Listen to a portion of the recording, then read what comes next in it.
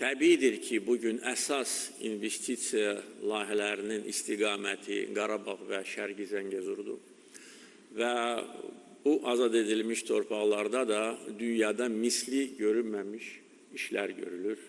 Yəni, bu barədə Azərbaycan ictimaiyyəti müntəzəm olaraq məlumatlandırılır və bir çox vətəndaşlarımız artıq azad edilmiş torpaqlara gediblər, dəfələrlə orada olublar və öz gözləri ilə gedən inkişafı görürlər. Yəni, bizim güclü iqtisadiyyatımız bizə həm əminlik verir, həm azad edilmiş torpaqların tezliklə bərpa edilməsinə imkan verir, güclü hərbi potensialı yaratmaq üçün imkan verir. Çünki yenə də demək istəyirəm ki, bugün dünyada qaydalar tamamilə dəyişib, beynəlxalq təşkilatlar, yəni onların bir çoxu işlik vəziyyətindədir. Onların qərarları icra edilmir.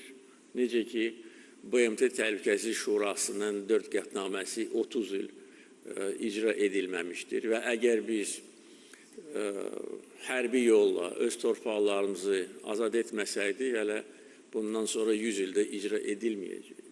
Beynəlxalq təşkilatların nüfuzu böyük dərəcədə aşağı düşüb. Bugün güc faktoru dünyada aparıcı faktordur.